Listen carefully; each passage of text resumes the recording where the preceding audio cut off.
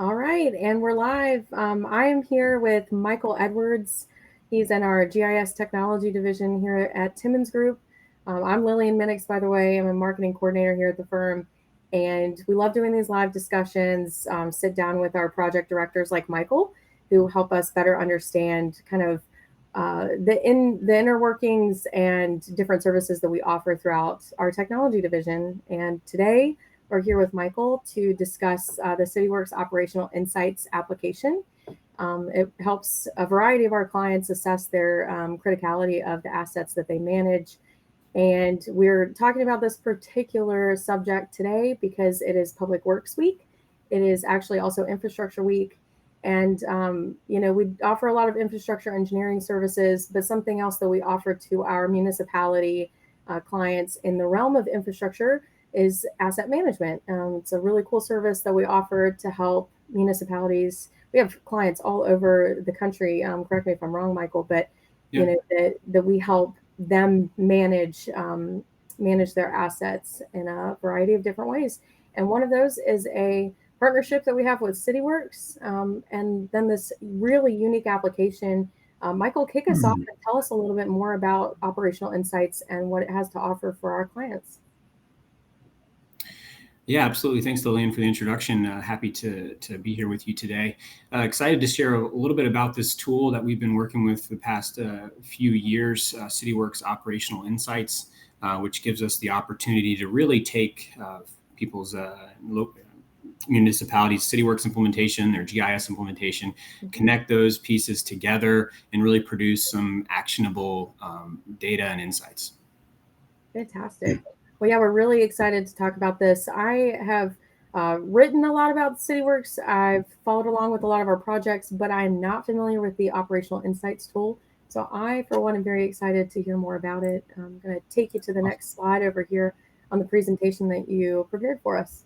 Yeah, sure. So Cityworks Operational Insights, we sometimes phrase this as just a really fancy calculator, and I like to sometimes pose it that way because I think it takes some of the scariness away from this operational insights tool that uses an algorithm to produce a score, right? Sometimes it's nice to think about it as, hey, this is a tool that you plug in some variables, it calculates your asset risk and helps you make better decisions, right? And how does it do that? It takes really three main inputs: probability of failure, consequence of failure, and risk mitigation to produce a business risk exposure score.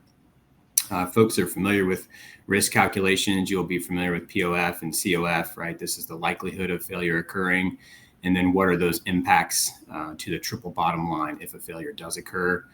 Thing that I really like about the Operational Insights tool is it does take into account risk mitigation. So if your organization is taking action and reducing risk with your assets, you can use this tool to add that as an input to your risk exposure.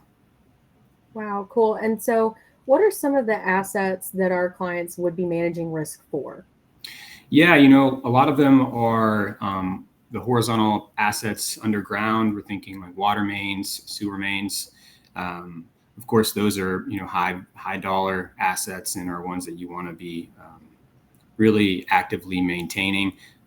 We've definitely thought through the process of how this would work for valves, fire hydrants, manholes, right? And certainly it's applicable for all those assets. Fantastic. Yeah, the fire hydrants are actually one of my very favorite examples to give to folks when I'm explaining our asset management services that we offer. And so it's really neat to hear that this Operational Insights application could be applicable to those as well. Very neat. Sure. Yeah, absolutely. For the next slide. Yeah, so why is this tool important? We've really heard a lot from municipalities we're working with that there's a ton of historical knowledge about trouble assets, and these assets have been prioritized over assets which will never fail. And right, I mean, that makes a lot of sense that where assets are failing, they fail a lot. Well, we need to keep an eye on these, right? And that's just some ways common sense. But what we're hoping to do with this tool is to sort of shift that thinking to prioritize them based on data that we have about those assets. In conversations we've had about this tool, we've also learned that maybe you are over maintaining your asset, which is something that's sort of kind of maybe foreign to some places, but it is possible to over maintain an asset, and that could cause other problems.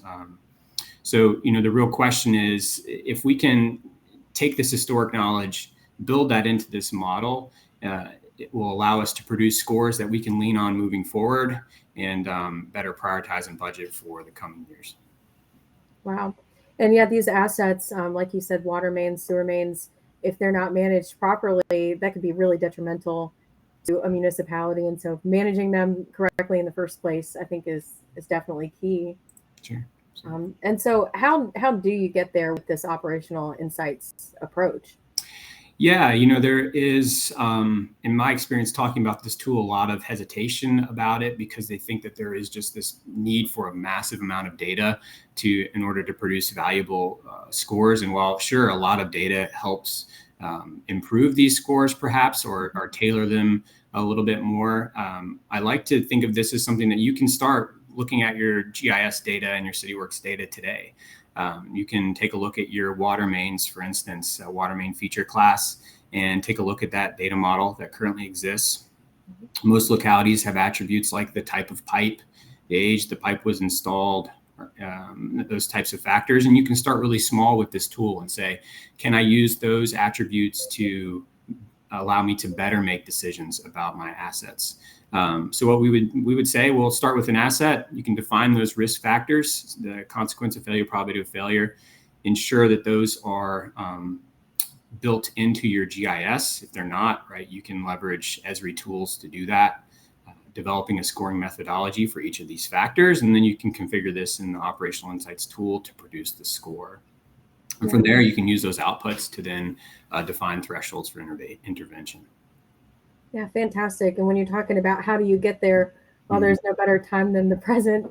Yeah, it's one of those things, right? Like, sure, you might have grand schemes of, well, we have all these factors and these different things that we think are important, but right, you can start small with this tool and at least start pointing your organization in a direction that you want to go, and then expand on it from there.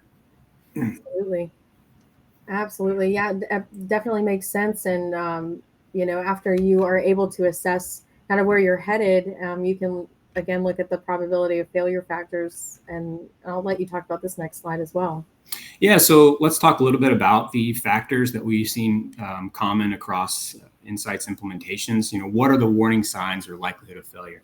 Right, some of the things to think about are old or near end of useful life. A lot of assets have a estimated lifespan, and you can look into that and calculate that score. Perhaps it has poor condition, right? A lot of localities will leverage scores produced by CCTV applications to better understand the condition of the pipe. And certainly there's a history of repeated repairs on the asset, right? If you're looking at Cityworks and you run a search for a particular let's say water main, you could see, is there a history of breaks and repairs that we've had to make to this water main? And does that suggest something beyond just, random factors? Mm-hmm. So we've seen this translate to remaining useful life, condition scores, reactive maintenance scores that are all being tied to your GIS and that specific asset. Yeah, I love that you can take those warning signs and turn them into actionable data. That's really impressive. Why reinvent the wheel with that when you can take the probability and then apply it to a current client's assets. That's fantastic. Absolutely. Yeah, consequence of failure. This is one that you can take in a lot of different directions. I really like the idea of the triple bottom line, right? This is environmental, social impacts, cost impacts to your organization. This can translate, again, in a lot of different ways, right? And how we produce this score can be very different from locality to locality. Some of the ones that I've seen, proximity to critical customers, right? This is a way to weight a asset higher if it's, let's say, for example, feeding into a hospital versus feeding into a cul-de-sac in a subdivision. Right. You might want to weight that asset differently. Distance from waterways or proximity to FEMA flood zones, right? This is something that you would want to think about for gravity or sewer mains, right? If there is a spill there are environmental impacts we'd want to consider. Population density is one that's been interesting and pretty easy to calculate, right? Do we value an asset in the downtown city center a little higher than something at the edge of our municipality where perhaps it's a little more rural, right? And that's just localities making decisions based on limited budget, limited time. How do we prioritize these assets? Yeah, absolutely. And so I'm really excited about this question. It's one of my favorite questions to ask in any live discussion. We picked this topic because we know that it's the beginning of a really neat venture for Timmons Group. So tell me, Michael, what is next? Yeah, well, what's next? With this tool, we really want to take it to the next step, which is not just having data for data's sake, right? How can we take this information, work with the engineers at Timmons Group to better design plans and maintenance strategies, and work with localities to really take this data and make it actionable and be a part of their asset management planning.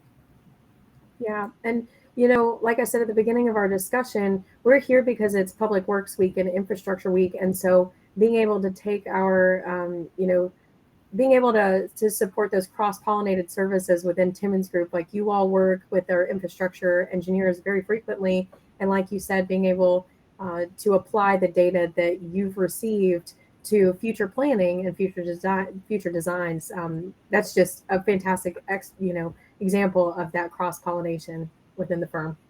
Absolutely. Yeah. Fantastic. And I think we've got this one last slide to take a look at.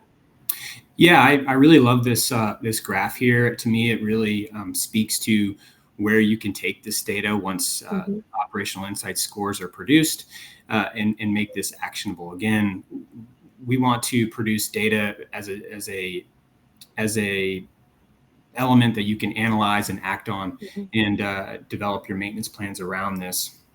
So the concept here is you can take your assets and plot them on this graph here and better understand how do we want to maintain this asset.